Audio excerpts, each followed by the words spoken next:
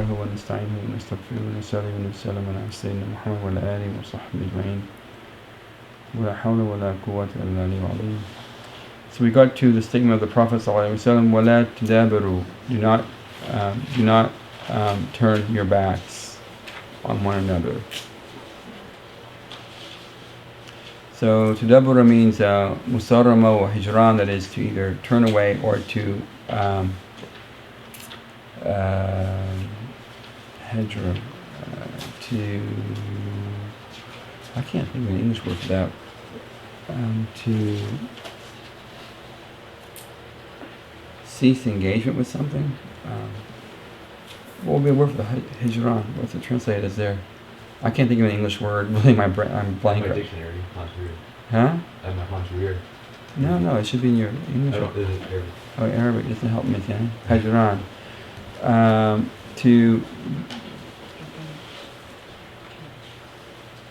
I can't think of the word. Give me an English word for that. Hijran. To cut oneself off.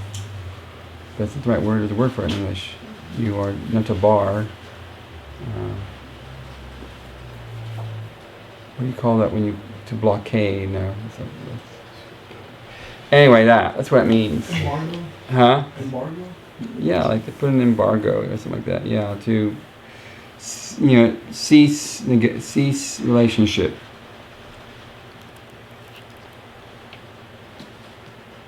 So it's the idea of turning one's dabur means one's backside. So basically, it's like turning your backside to someone, not to face them. This is what tadabbur means in Arabic.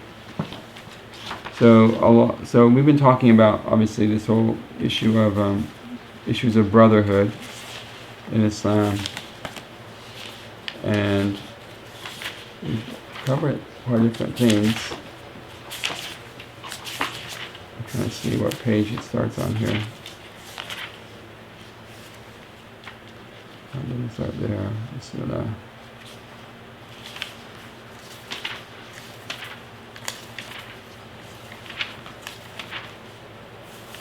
Bismillahirrahmanirrahim.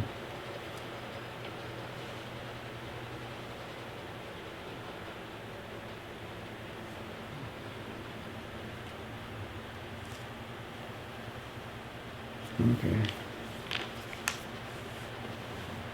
Sorry, I'll get myself together here. It's one of those days for me. The past 24 hours has been that way for me, basically. So the Prophet ﷺ said, do not turn your backs one on another. And so this is one of the issues of brotherhood, not to do. And so the Prophet ﷺ says, narrated by Anas, لا تحاسدوا ولا تباغضوا ولا تقاطعوا كونوا عباد الله إخوانا كما أمركم الله. He said, as narrated from Anas radhiyallahu anhu, do not envy one another, do not be angry with one another, do not cut off relations one of another. So here it is taqata'a. وَكُونُوا عِبَادَ اللَّهِ. Instead, be brethren for the sake of Allah.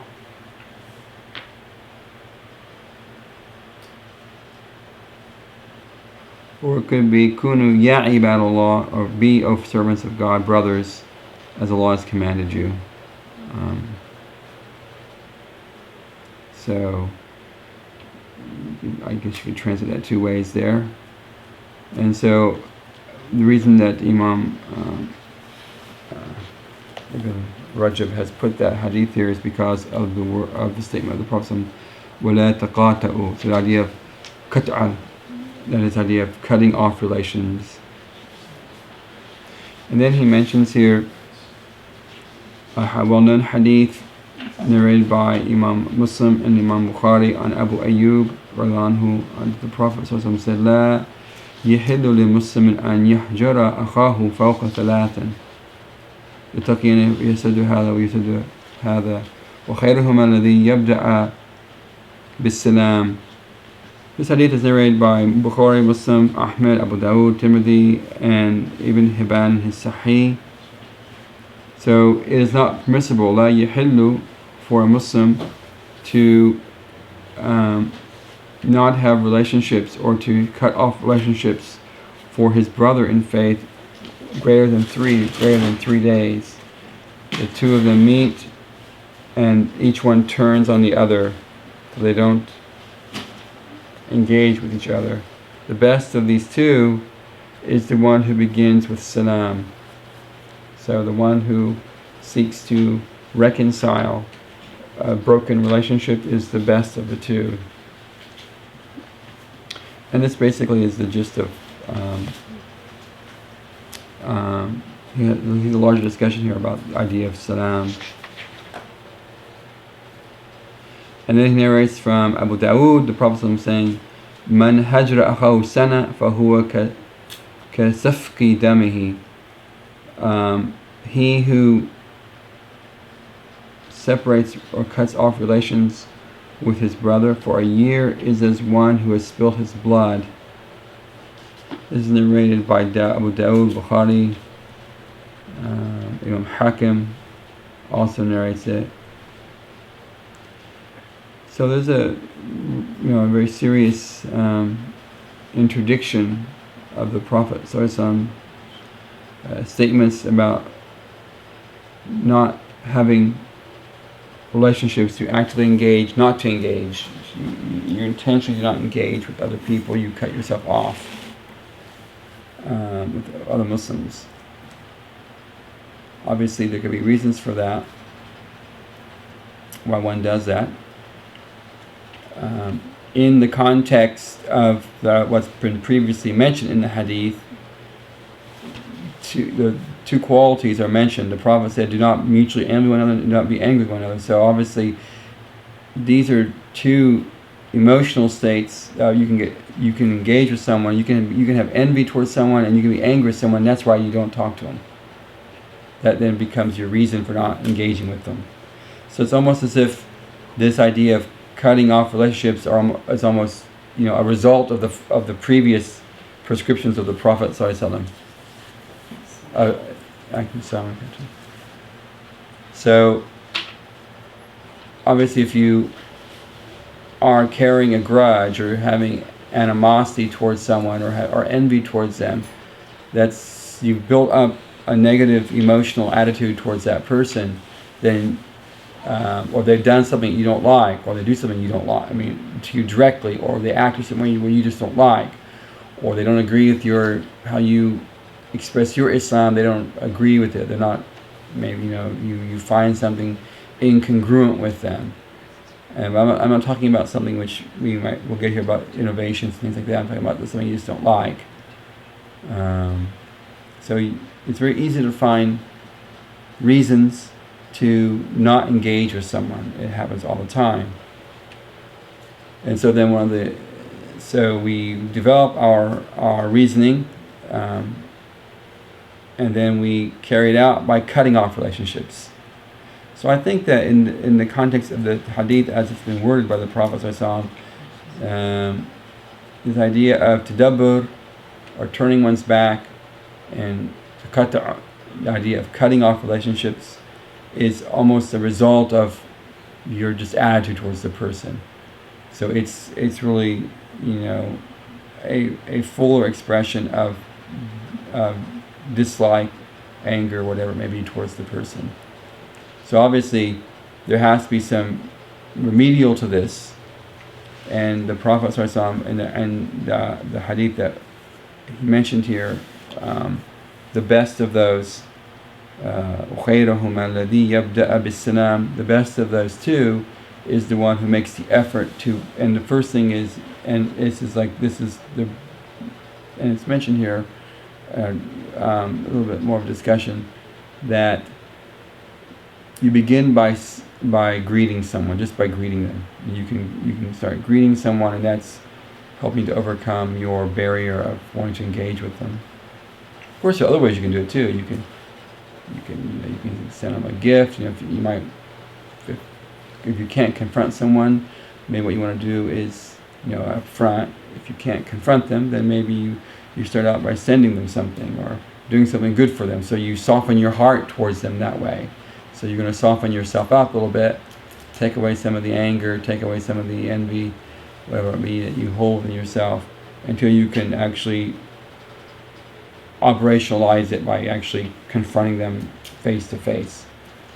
Because tadabbur, its opposite is tawajjuh, is turning to, is facing someone. So you can take that literally. So just as you build up your emotional attitude and then you carry it out by turning your back, you may have to reconstruct your emotional attitude, soften yourself up in some more, gentle ways of approaching the person before you actually approach them. If that helps, it's a good thing. If you can't, just get to them face to face. And then, of course, the Prophet or something. There's one hadith here. This one, the last one I read, was that if you do it for over a year, it's as if you spilled his blood. And of course, that's one of the things that are haram. A Muslim's blood is sacrosanct. So though you haven't really done it, it's as if you've done it. So you can see sort of what that means, in the sense that if you don't try to mend the relationship, it's sort of like a disease. And it's like a disease, it progresses until the person dies. And sometimes, it happens, people develop something and then it just becomes where the relationship is, they kill the relationship. And then they can have repercussions then outside of this too. Because you can carry it to a point where then you start demanding others to have that same attitude towards the individual that you have your animosity towards. So for example, you're a parent and it's very common, the father gets mad at so-and-so and then what? Then you can't play with so-and-so's kids anymore. Or your wife can't talk to his wife anymore. So then it has this sort of like, it's like a virus that sort of spreads and you force other people to get sick with you. So this is the problem with that. So if you carry it on a long way, it's as if you've killed that person, because you really have effectively killed, something which is fundamental in the Muslim attitude towards social interaction, is that the community is very important. There are things in the community that are communal. The religion is geared towards the community cohesion.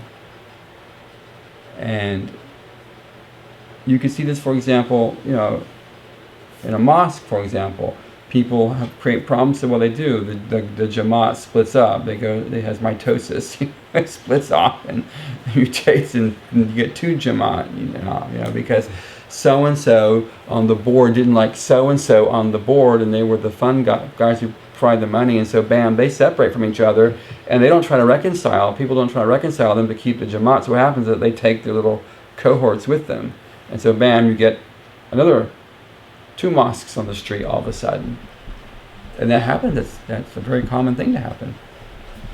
It's happened in this community. It happens all over. Because people don't try to do what? To reconcile. They don't take reconciliation seriously. But they take their pride and their egos and their anger and their envy and whatever. They take that very seriously. But they don't take reconciliation seriously. But reconciliation is a quality of believers. And you can read Surah Hujurat, where Allah, speaks about, the sulh between trying to reconcile people. And this is what believers have to do. But, sometimes it's easier just for a person to follow their nafs at that moment than to follow intellect. And in the prophetic way is to try to use your mind to resolve the problem. And so that's why when you extend these things to longer periods of time than necessary, they do have they have repercussions that can be serious for the individual, for their family, for the community. Particularly if they're people of prominence in the community, it can create problems that way.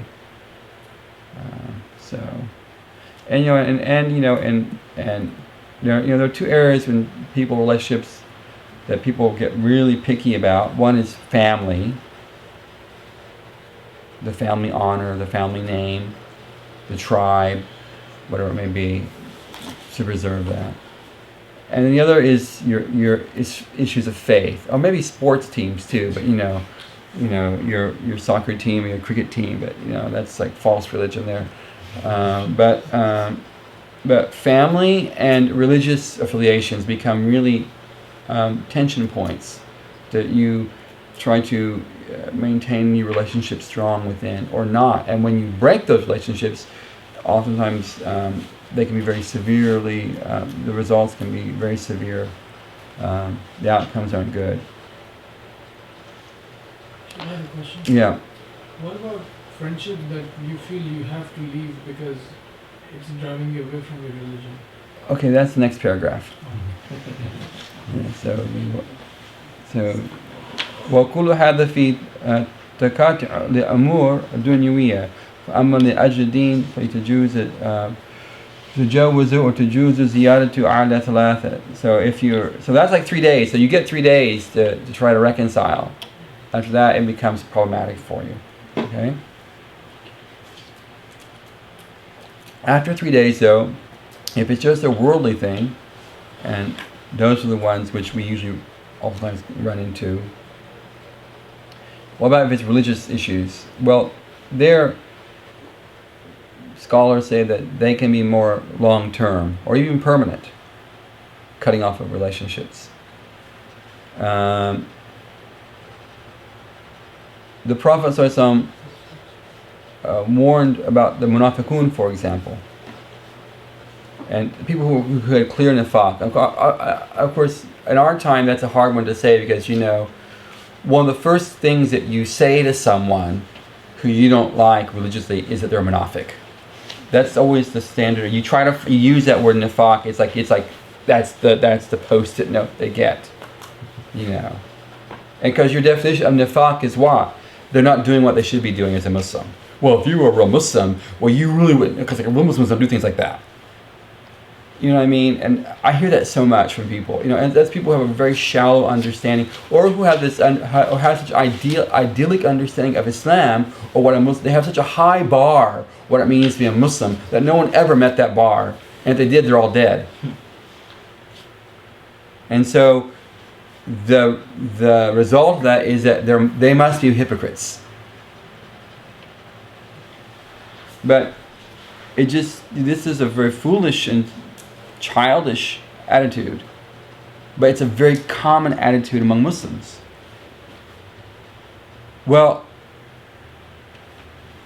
they'll find that you do a mistake, and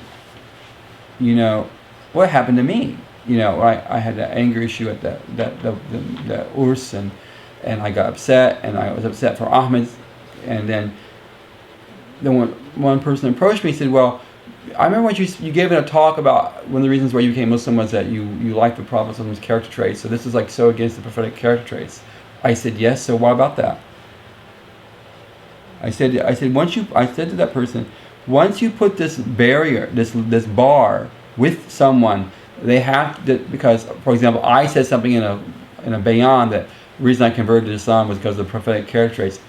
Then, if I don't meet that standard now after so many years, then I have, my Islam has also been invalidated. Only a fool does something like that. It's like the father who expects a perfect son, and he makes and he gets, a 99 on a test. And the father goes on about as if, the relationship was broken for the rest of their lives. These are foolish and simplistic and self-ingratiating attitudes.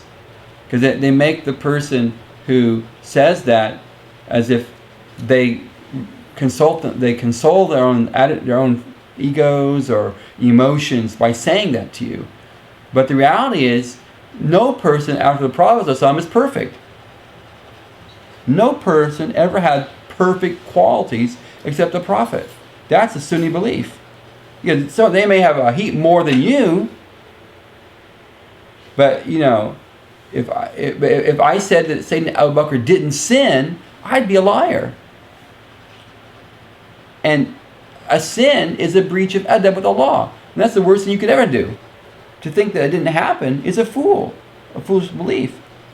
It really is. But we have that attitude with lots of people, from Sahaba down to Tabain, Tabatameen, to Awliullah, to the scholar on the street, or we have this bar, we projected an understanding. And I'm not saying that they're not respected and they're better than any of us in this room, but it's to say that they're sinless or without mistake, well, that's an attribution which is, there's no proof for that. There's no proof for that. It's just our opinion of them is that. But our opinions, if we take that literally, it would be falsely. So we have to remind ourselves, it's not an excuse. And I think that what I was saying to the brother was that, yeah, I admit that. I have a reason I got angry, and I did. I have no problem. I admit that. But it doesn't mean I don't stand on my principles, or I don't still have my expectation, or I still, that's the reason fundamentally why I'm a Muslim. But I don't go around measuring people on such a low, on that bar that if I see one slip up, I walk away from them. That's exactly what Sayyidina Abu Bakr did when that man, he was sponsoring, and he was one of the people who was, making ghibah against Sayyidina Aisha about committing adultery. And then Sayyidina Abu Bakr said, well, I'm never going to give him any more money. I'm not going to help him again. And Allah then says, wouldn't you want Allah to forgive you? I mean, and so at Sayyidina Abu Bakr, we realize, it was wrong for him to be that way. If Allah can forgive, I can forgive. But we are less forgiving than Allah. I guess because we are more righteous than God, I suppose, in some way. We know better. Allah says in the Quran, reminds us that if He took mankind for everything we've done, He would have destroyed us already. Except the Anbiya. But remember the Prophet ﷺ said, if the sin was so great that even the righteous get caught up in the destruction, their resurrections are different though.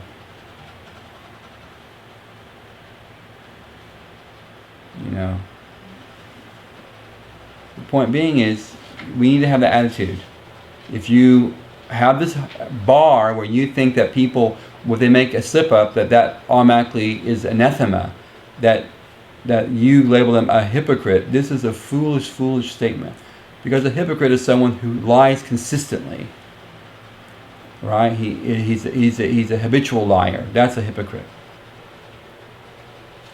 Or when he's angry, he's very abusive all the time. That's a sign of, and these are actually signs of nifaq. But unless you have them all and you're consistent with them, then you can probably say that person's a munafiq. But those are rare people, by the way. That when they lie, they speak, they lie. When they argue, they're that they're abusive. What's the other one? The signs of a munafiq? Was it that Fajr and Isha Salah upon? No, the signs of munafiq that when they give their and when they give a promise, they break it. But those have to be consistent things. Oh, he broke. This will hear a lot. Someone makes a promise and they don't keep it. That's a big one right there. People, he's a munafiq. Look at that. Can't keep his promise. Yes. How many people don't keep their promises? You make a promise every time you sign up for your electric bill, your phone bill, and you don't pay it on time. You broke your promise there. It's an agreement to pay on time. Yeah, well, a lot of people do. I do that. It doesn't mean you intentionally do it, but it may happen. It doesn't mean you're a habitual, promise breaker. It just means something came up. But that's actually a type of promise. Let alone, it's like I promised to meet you at the hotel, at the restaurant or something like that, and you don't show up, and I didn't call you and let you know I couldn't come, and oh well, look, I'm waiting there and you didn't show up. But, these kind of things. So we need to be very, very careful, because what we do is that we put a bar, it's too high for people to meet, and then what happens is we then start labeling them. And we label them and then we cut off from them. And we maintain bad opinions towards them. So we need to be more generous towards people, a little more generous, and seeing them, meeting them as they are, not having them try to meet us where we think they should be. Because most likely people will never meet you where you want them to be. You're going to have to meet them where they are. And maybe help them to get to where you think they should be, if it's a good place. But it may not be for them, though. So that's what I remind you of. So 3 days, And then there are religious reasons. So of those religious reasons, as a munafiq, a person who clearly has qualities of nifaq, and that needs some discussion on that. People of bid'ah, of reprehensible innovation. Now that's, of course, that's a big one today, because that's the one that we can easily sort of like start labeling everyone around us as the reprehensible innovator. And it's a difficult one to navigate, because even among Sunni scholars there's disagreement on what does that mean, where should you draw your limits of interaction.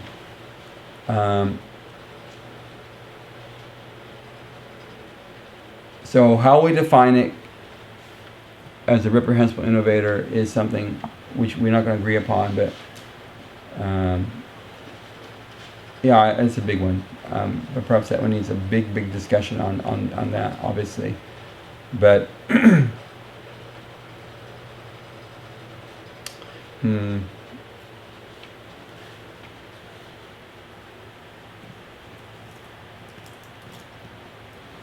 So I don't know what to say about that. I'm being sort of catty with it, aren't I? It's a hard one for me to even reconcile myself how to deal with people. But we know it's a big problem in our community. We have clear divisions in the community by who we want to be, who we don't want to be with, who we want to speak, who we won't speak, where we'll pray, where we won't pray, etc. It goes on and on in the community. Who we will buy meat from, who we won't buy meat from. All that, etc., etc.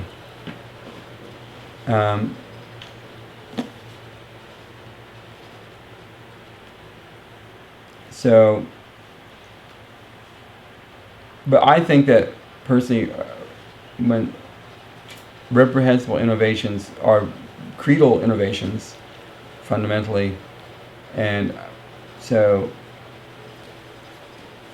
that sort of narrows it down a little bit, with people. And if I'm really honest about it, let's say you label someone as a certain group, they may belong to a certain group, you think they belong to a certain group because they go to a certain mosque or they pray a certain way. But you may not really, and I think that, honestly, if you're honest about it, you may not know whether a person holds a position and beliefs until you actually ask them or they talk to you about it. And then you actually can gauge them. So if we said, for example, that reprehensible innovation would be a reprehensible innovator would be someone who holds anthropomorphic ideas about God. And so so-and-so who reads books or lectures about these type of things, and you think that, well, because of the things that he reads or he watches, he's a reprehensible innovator in issues of belief. But you can never really know that until you ask them. Honestly.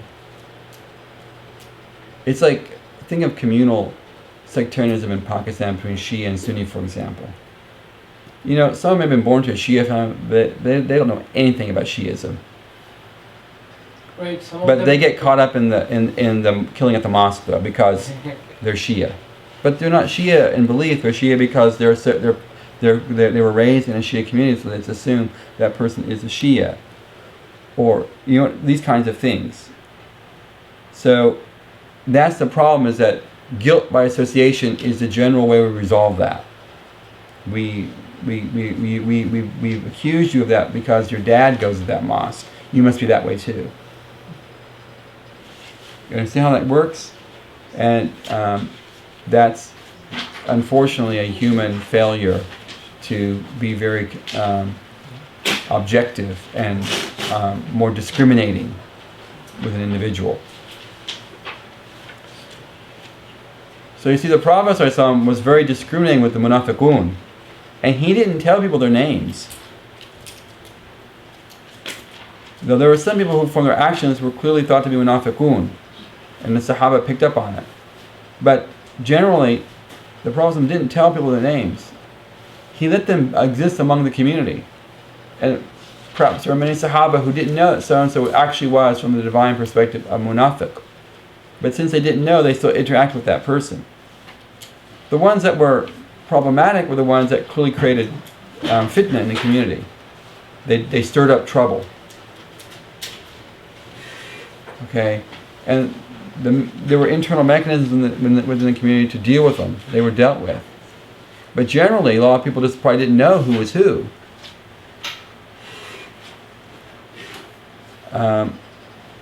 What I could take from that is, unless there are clear manifestations, someone can exist among you and be a reprehensible innovator, but that's okay as long as it's not something that they're actively out there, on the megaphone, on the soapbox, promulgating among the community. This is something to think about, and that's why maybe after in May when I go to San Diego on the 18th, that book reading by Ghazali on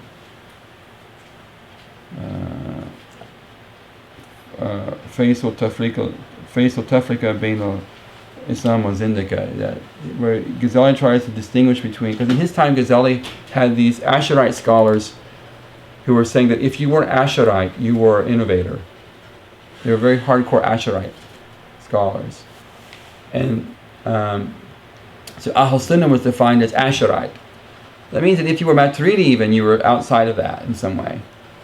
It was this very hardcore Maturidi Asharite approach towards who's in proper faith and who's not. And so Ghazali is responding back to this group of hardcore Asharites by saying, no, you have to be more inclusive than what you're willing to be. And so he lays out some arguments for that, and then he comes up with this conclusion of how you ultimately define someone as being within Islam or a Zindiq or an atheist or outside of Islam. And so as long as they're within Islam, they're fair game to be dealt with equitably in some way. Okay, they're not anathematized. So perhaps after May the 21st, and I give that talk, and I'm preparing for it. Then it's a two-day talk. Then maybe we'll have more discussion on that. But it's a problem about issues of innovation in the community and who we associate with and not associate with. And yes, in the spiritual writings, some of the texts that I've read from, that's mentioned about avoiding these people, etc.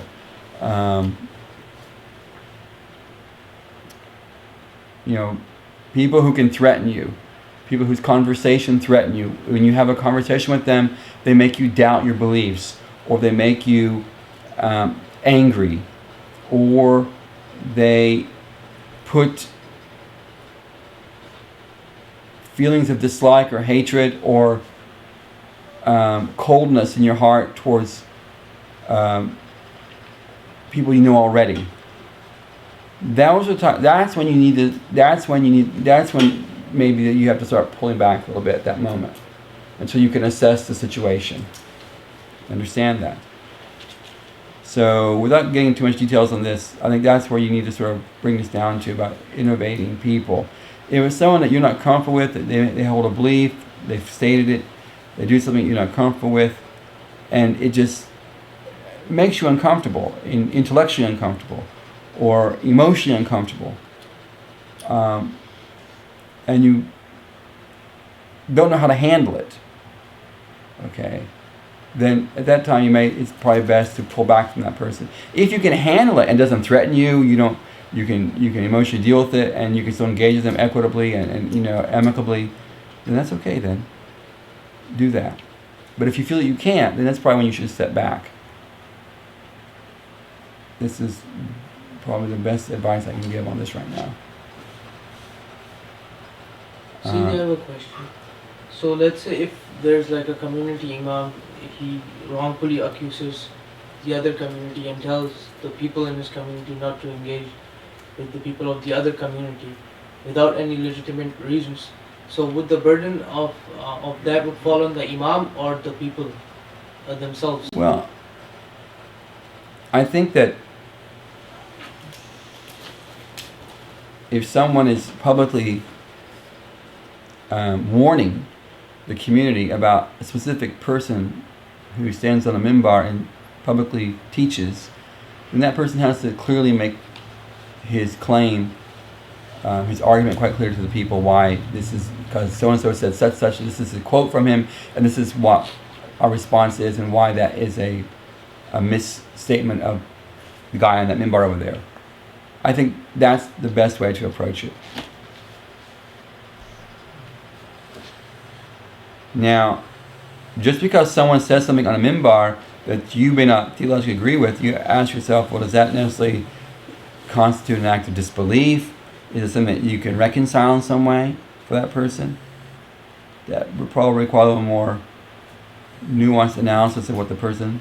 For example, wouldn't it, if the Imam at Mosque A said that Imam at Mosque B said this, isn't the responsibility of Imam at Mosque A to go and speak to the Imam at Mosque B and as his brother in faith bring his evidence and say, this is why you said this and I would like to talk to you about it. I mean, are you willing to alter your opinion or retract it, and then, so I know where you stand on that. Sometimes good luck on that one. It's easy to stand on your minbar here and his minbar there, and with the four walls, streets, and houses between you two to shoot spitballs.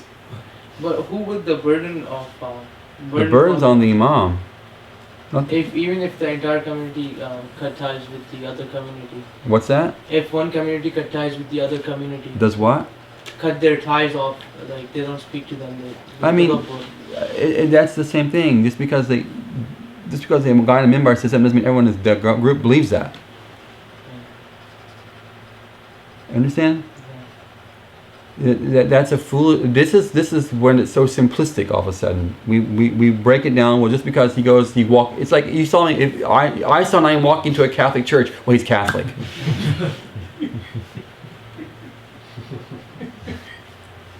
Yeah. Oh, I saw Naim. At the Toyota car dealership. Either he works there or he's going to buy a Toyota. No, maybe just looking, or maybe I don't know, maybe my turban blew off my head and it flew over and I'm looking for it under the car. I don't know what happened. The point is, that's our problem, is that we assume that so-and-so believes everything the guy in the minbar says. And you guys know that's not the case here, because you've heard things in the minbar in this mosque. I know you all don't believe everything you hear. Right? But if you say, I go down north, they say, oh, well, you believe what the mufti says. Because why? Because that's the association. That's a foolish association. Just because Ahmad, Umar, and Zubair are my sons don't mean that they believe everything that Naim believes, because I'm the father. It doesn't work that way. Does it work in your family that way? It doesn't work in your family that way, does it? No way. So why assume the same thing about the Imam and the congregation? It's even less likely. But we don't see that at that moment. We don't see that at that moment. We don't see it at that moment. We assume they're all that way, and they're all that way. And that's what we do. So we label them that, we label them that, we label them that, we label them that, and so they're the labeled group. It's like Nazis doing to Jews. Let's hurl them up, put them on carts, and take them off to the gas chambers. Why not? They're disbelievers. Their life is forfeit. The property is permissible for us to confiscate. Ya Allah, let's go get it. That's what the Wahhabis did.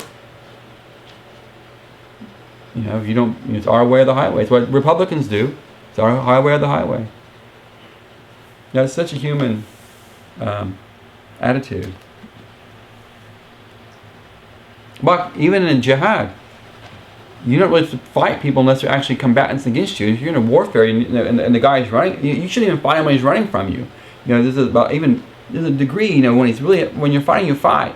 If he puts his sword down and he was a combatant 1 minute, and now he's submissive, then you stop. You don't go out and keep chopping away, because this is not what you do, because he's no longer against you at that moment. You stop. Even in the laws of engagement, there are rules that these laws of engagement don't act on this level of anathematization and of the bid'atization of the ummah. We have different rules of engagement. It's a free-for-all. It's like a hyena, dead zebra food fest. Just go for it and rip it up. And so I think that on that level, scholars in the community, the people of position, have to engage in conversation in some way, and then talk with people, and then understand that this is our differences, and if they're not reconcilable, then you make public declarations, if you have to, about irreconcilable differences, and that's it. But that's a nice theory. Did you guys see my like Facebook post when I just did about the what was it about Islamic Brotherhood? I went ha ha ha ha on that one. It was a poster. The fasting? Huh? Which one? No, the fasting Daisy one. That was a good one.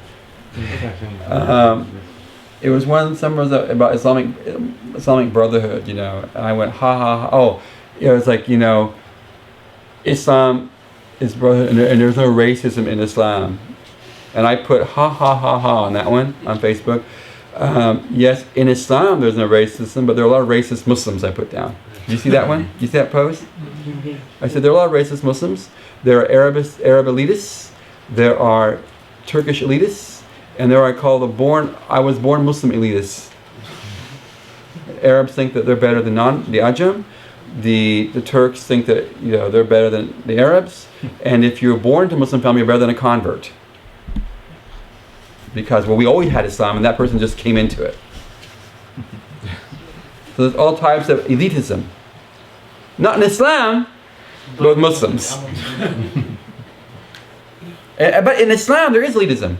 There are the people of the right hand, people in the Muqarrabun, and there are the Shuhada, and the Salihun, and the Anbiya. So there are actually, in God's Islam, there are also degrees of humanity. And we're all not like teeth of a comb. We're teeth of a comb when it comes to equitableness. But we're not teeth of a comb when it comes to spiritual degrees and excellence with God. No. You know, God's a libertarian when it comes to division. Well, I mean, God's not even libertarian when it comes to worldly division, because some people get lots of wealth while living under bridges. So when it comes to provision, a rizq, Allah doesn't give equally. And no one seems to be complaining about that, except atheists or agnostics. But believers don't complain. They don't, you know, they just say accept it. It's like, mashallah, qadar, Allah will it happen, mashallah. Yeah. But, you know, so where was I with that? Why did I get on that path? So yeah. We were talking about, so I raised that question about that topic, yes. We're all losing our brains right now, shutting down. So that's one, and the other one is dawata ila ahwa, a person who is following his capri, a person, you know, he's the careless Muslim, you know, he's a Muslim, but he just, you know, drinks, smokes, parties, womanizes, manizes, I don't know, whatever they do, you know, whatever they have to do, you know, just enjoying the physicality of their bodies, the moment. MashaAllah, life is good, God's forgiving, He'll take care of it. Ya Allah, let's go. You know, and you know, so those would be careful about, because they're not helpful for you. You pick up from your friends. You know, if you have friends who don't offer prayers consistently, stuff like that, and you hang out with them, don't be surprised if you start missing a prayer. Well, we've been doing. They've been praying for a long time, and they still haven't had a car accident yet. So I guess God's overlooking it for them, you know, and their cell phone's still working, and they don't have any, you know, cancerous pustules popping out on their body because of missing their prayer. So I guess God's okay with it. So I guess if I miss a few, it'll be okay too. Yeah, it's like that. You know, the world looks good. It's a good world. It's been a sunny day out there. Yeah. I was watching YouTube this morning about the extinction, the last day of the dinosaurs. You know, this makes me feel good, you know, when I'm feeling bad, to watch mass extinction events. I feel a little bit good. I feel a little better. Life isn't so bad when I know that one day it was a really bad day for dinosaurs, you know. So, my life isn't so bad, you know. Thank God it was a big, hey, what's that bright star in the sky? It's the end of the world, Naim. Yeah, Allah. You know, so anyway, yeah, I was watching it this morning. I don't know why I brought that up. I felt better afterwards. Felt sad for dinosaurs. Thank God birds survived. My wife is calling. Oh well. You can delete that online. Shaitan's ignoring his wife. No, I could be in my house and ignore my wife. I don't have to be on the phone away from her. No, it's not for a while. Husbands and wives that way, they act like they're talking to each other in their own little world. You know, it's like, yes, do whatever you say. Yes, I'm listening to you. Yes. They actually got like a little implant, like listening to something else. So, people who follow this, they're, be careful. I mean, of course, that's a problem there because, it's also, you have a responsibility of going out and calling people back to Islam, So obviously, if you're doing da'wah and you want to engage with people, you have to engage with people. So, I think that when you cut off relationships with someone, if it was someone who's just really following their hawa, their capri, is if it's really destructive in some way, and they can actually affect you directly, or your home environment, then you have to really start figuring out what you need to do about it. Okay? So that requires a little bit of thought. Yeah, I was saying same thing. So being with someone puts you in situations where it becomes hard to pray, or if you're going with someone, because yeah, I mean, leaving prayer is pretty common, sadly, especially. Well, just because people are actually against you praying, or they really bother you, or if you become more religious, you're the son or daughter becomes more religious, and the family freaks out, and they all get on your back, then you have to make decisions, how you're going to negotiate that with them. I don't think you should compromise your basic practices, but you may have to compromise how you talk with them or how you're going to engage with them. Like, you may have to compromise your own attitudes at that moment, just to win them over or to maintain a convivial environment within your home. You have to. Some people don't do that. They just cut themselves off. They're abusive to their irreligious parents, or their irreligious siblings. They're abusive to them. They're cold towards them. And this is not.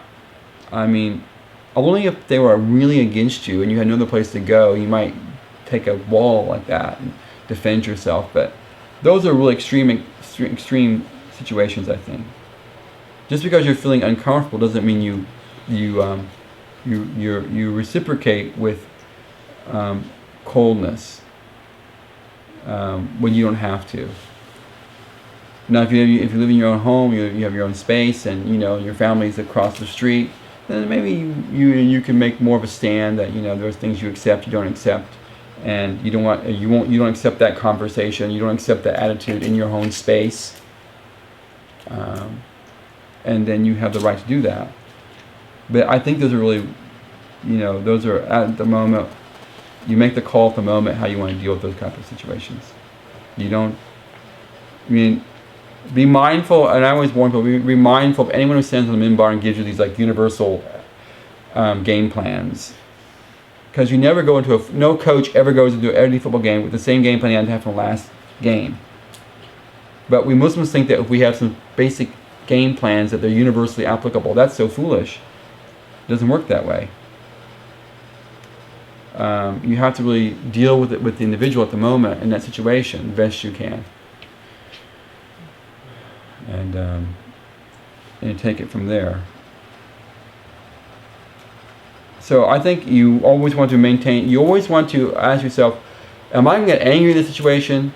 Will I get angry? Will I lose my cool? Will I hate this person more or dislike the person more if I continue in this? Those when you start putting up your barriers, because you don't want to exasperate an internal mindset or an emotional state of animosity towards a person, which then can blow out of control and make you respond back in a way where you become either verbally abusive or physically abusive in some way.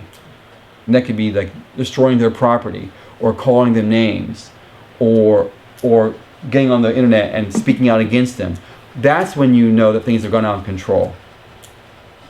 You understand that? Someone's to learn how to hold their tongue.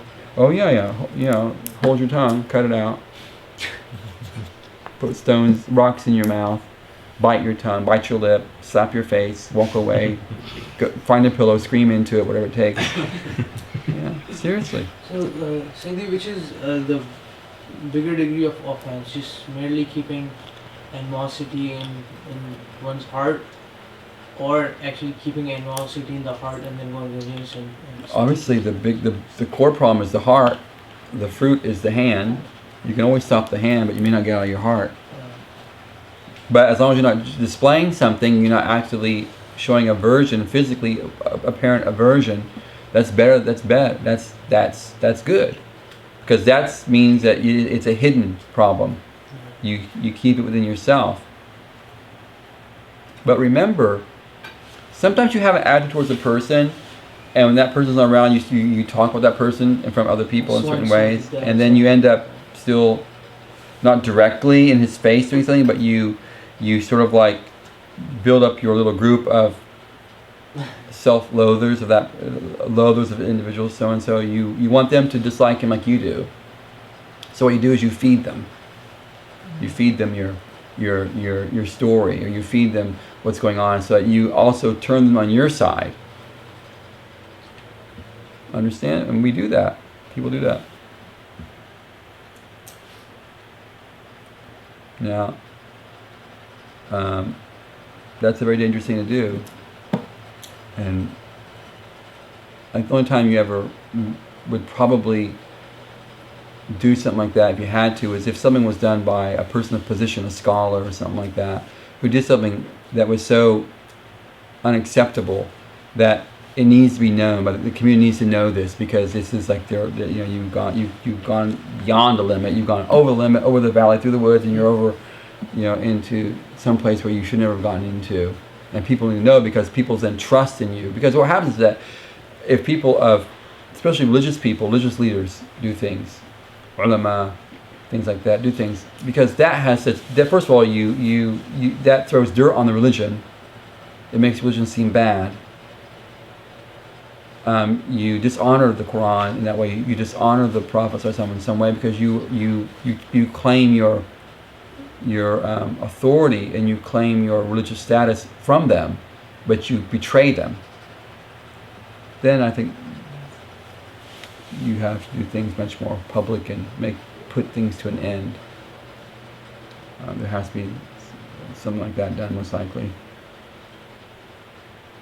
But he mentions here, what about then, but when it comes to a parent towards a child or a spouse, he mentioned a husband towards a wife here, typical.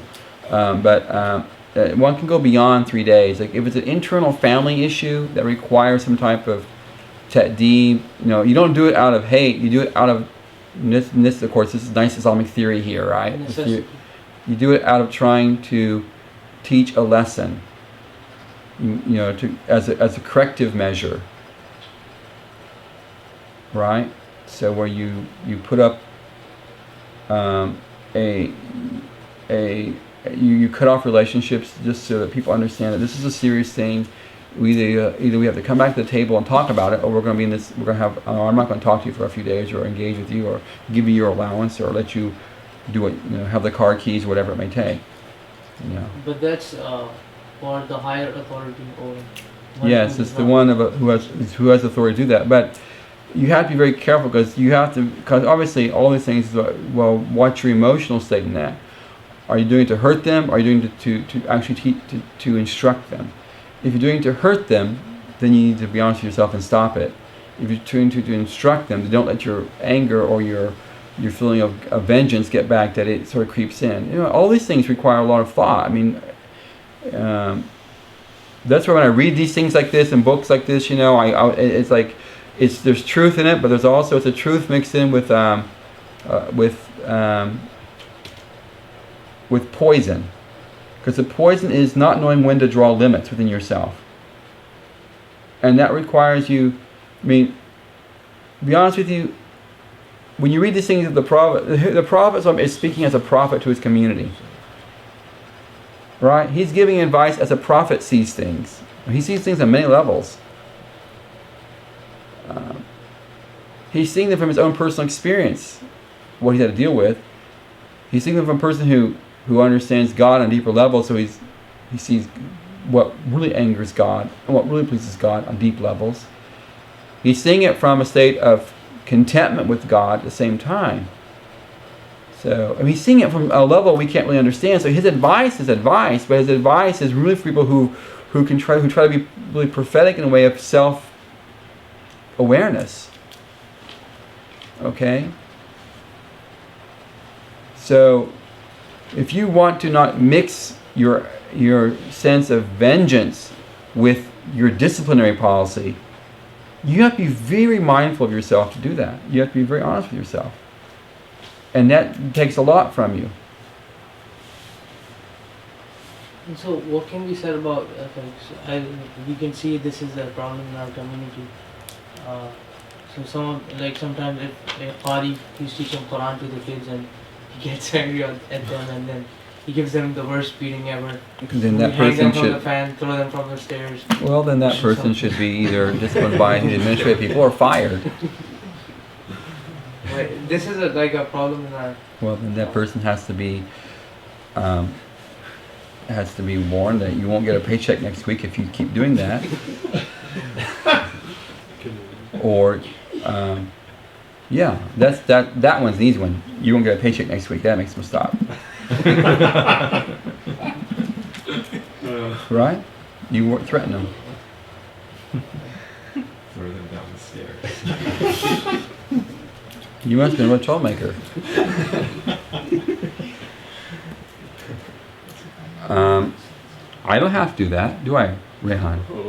I have my warning cards they get in weekend detention at Camp Gizmo. Much better. Camp Guantanamo, North Houston. Orange jumpsuits provided. But, and those are things like that, they'll say, well, the Prophet said when they beat them, draboom, hit them. It's like, well, that's permission to do anything, right? Hit them, but, you can hit with your word or a glance and much more than a beating. And I think that's why a lot of psychologically messed up Muslims out there. They were hit too much. Probably got their brains slogged around too much. And they justify the parties sometimes. They justify, our teachers also hit us. Yeah, it's like, They justify it. Yeah, I mean, yeah. That's musassala, and it comes transmitted like a hadith. Yeah, I know that. It was done to me. That's my joke why parents try to get their sons and daughters married off to the person that they want to marry because they were forced to marry someone they didn't want to marry, and they have an unhappy relationship. They don't want their kids to have a happy relationship, so they want their parents. I didn't have I had. Your mom says I was forced to marry your dad, and I learned to love him. I learned to love him. No, I mean that's not like maybe real love. I learned to live with him and deal with him. He's a good guy. He provides, but but I still fantasize about Khan so and so, the cricket player. I wish I could have married him. But got stuck with your dad. And the husband says the same thing. I married her because my mom, really liked her. It's like, well, you should have married your mom then. And I married her to make her happy, but but we're so unhappy together. But no, I want my mom to be happy, so we pretend we're happy at home. We're with, it's like, That's so sad. And maybe it works it doesn't really work anywhere. I mean, maybe it works some other village, some part of the world, 10 time zones away, but it doesn't really work. It's a bad mix. I mean, you know what I mean, don't misunderstand me, but I think that there has to be more to a relationship than just, parental pleasure.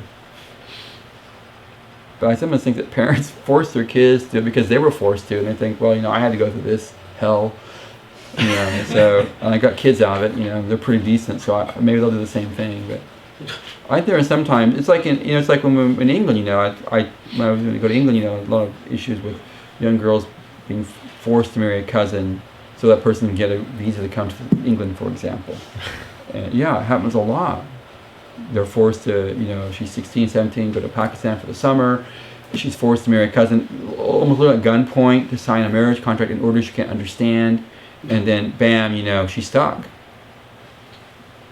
And if they consummate that marriage, she's really stuck for life then, because if she, and that, in the UK, maybe things are more liberal now. Things are changing, obviously, in the West about those issues, about women who were married before, and who marry, divorced or widowers, and and there's a whole stigma about that in the community, but with many Muslims. But I actively warn people about that, you know, when I'm in England. But, you know, this has to stop. You can't be forcing your daughters to marry someone they don't want to marry because, first of all, I don't think one person should ever be forced to do something like that, because you're forcing someone to give themselves, their body, in a way which they may detest and hate, but don't have the legal capacity or the physical capacity to resist. That's the problem. It's abusive. And when parents use the parent trump card on that one, that's very selfish and evil in my estimation of things. But because I'm a liberal, you know, American grain-fed Muslim, so I have my attitudes towards things I can't reject, I think. But at the same time, you know, I think that it's also a cultural thing, because if a girl raised in England and grew up and maybe went to a public school in the UK and you know, is on Facebook and Twitter and, you know, and is going off and is forced to marry some guy who can't speak English, you know, who doesn't have even the concept of toiletries, that she has a concept of toiletries, you know, and bam, you know, she's forced to be the mother of this man's children and live with this guy and cook for him, and he's got his expectations of what she should be, and she can't make a right chapati, let alone, you know, it's a dangerous brew. So why did I get that? I don't know. It's not here or there about today's discussion, but you know, parents abuse their situations, can abuse their authority over their kids, and Muslim parents can do that very easily. But not just Muslims. I think it happens around the world in traditional societies.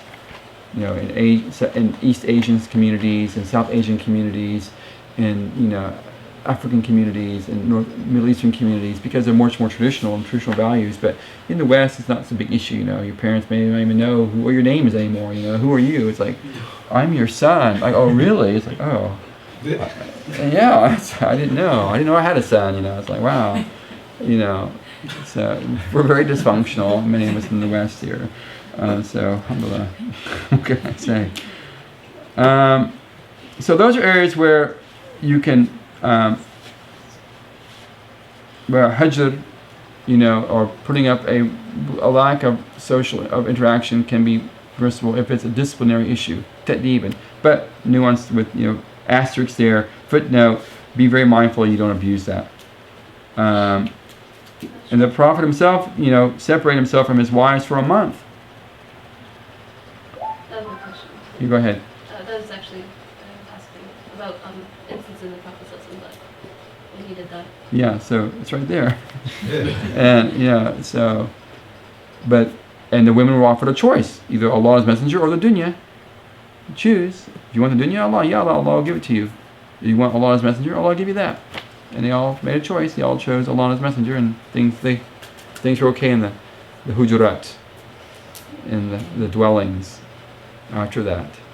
Sheikh, do you think you said there's no level of, especially with the Prophet ﷺ, sure there wasn't like it was purely disciplinary, or did he actually kind of, I guess, would he wanted to maybe break that disciplinary, you know, avoidance of them the way he was, kind of more forgiving? I mean, when you read the Sirah, you know, I mean, my, you know, Sunday night serial movie, you know, it's like it's like, you know, it's a series, The Prophetic Household. You know, you got these women, and you believe your husband's the prophet of God. You know, God talks to him, angels come to him, and you know, and there's still women who love their husband, and of course you probably really love him because you don't only believe he's a prophet of God, you love him too, you know. And you know, honestly, I mean, I don't care. It was Arabian culture, you know, 1400 years ago. People have a hard time sharing their spouse. You know, I can't imagine that. Even today I can't imagine it. I don't want to imagine it. But okay, I accept it. You know, I don't have to try and jump into the prophetic mind and understand what's going on. I'm not going to do that, or their minds.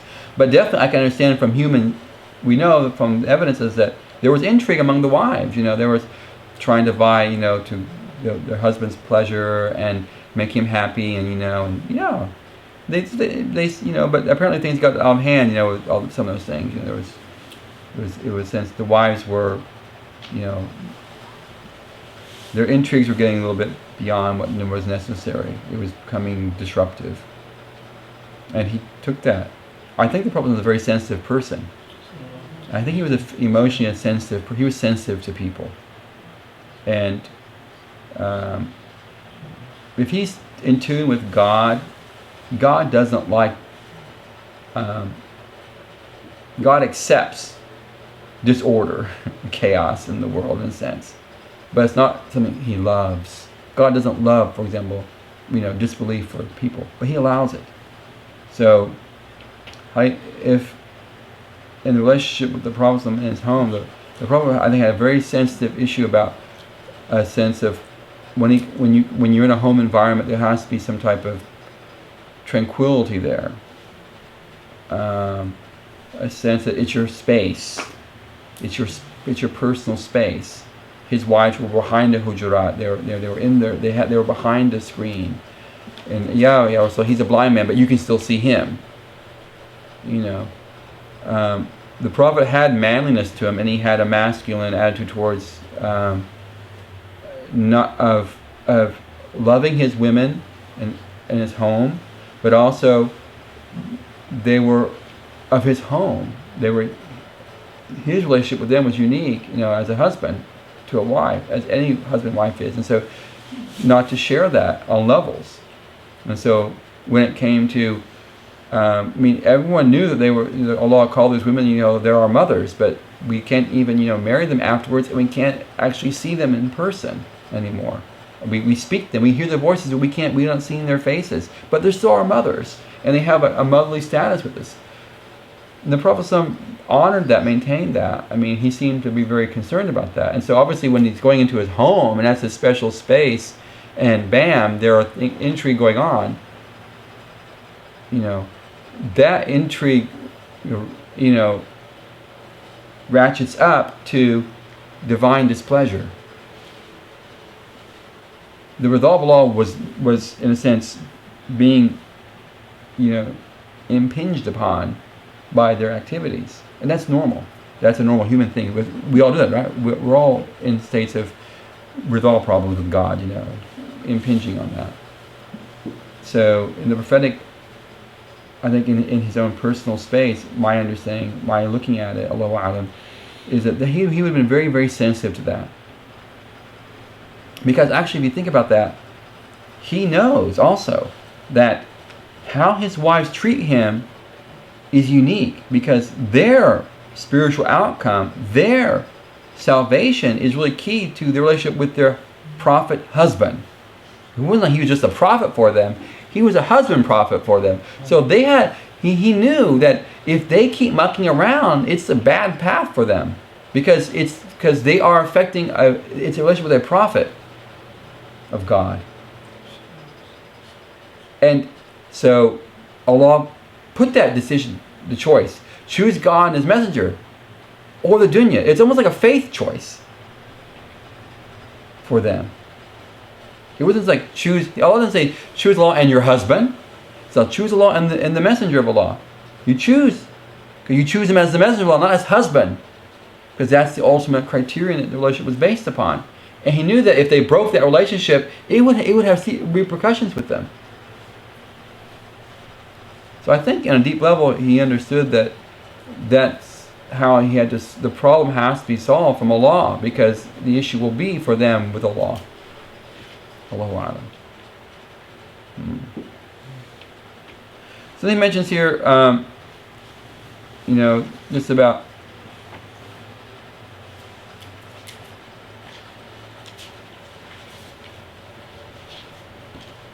that you try not to.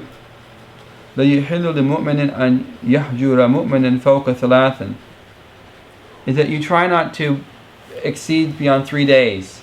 And if you can, you be the first person to reconcile. Okay? So you try to overcome your problems. So reach out. Either you speak to someone, you give them a salam. Some people say that, some scholars said, if you just say salam alaikum to someone, you've broken it. Once you've said salam alaikum, then it's up to that person to respond back to you. That's a right, actually, right? That's one of the rights of a mu'min, is that when someone gives you salam, they return it back. So when you give them a salam, you effectively have broken the siege. And if they, turn away from you, then that it's with them then at that moment. It's not with you anymore. So it's like, be the first person to say salam and be the first person to put your hand down and say shake hands. Because when you give salam, you get more ajr by giving it first. If you shake hands, then sins fall away from you. It's a means of attaining, having a kafara, a type of small kafara of sin. So you should work towards these things to have them in your life. Obviously, I think that the point about innovation is a really important issue that we need to maybe have a big, longer discussion one day about that, and then how we deal with it in context of this hadith. If we ever have that discussion in the future about innovation, I know some of you have brought this up. We should have a big discussion about bid'ah and all that. Then probably a sub discussion in that would be then how do we deal with people who we may classify as the mubtadi'un, the people of innovation? How do we deal with them? Do we engage? Do we interact with them? What levels do we interact with them?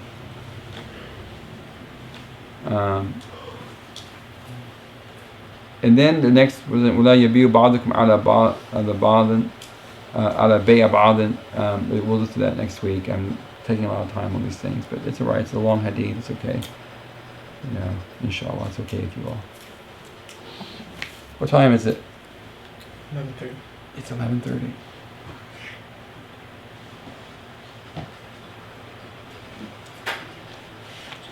Let me give a call. You guys just take a 5-minute break. Let me call and see what's going on. I got 2 calls from my home, so maybe the house is burning down. I need to be informed.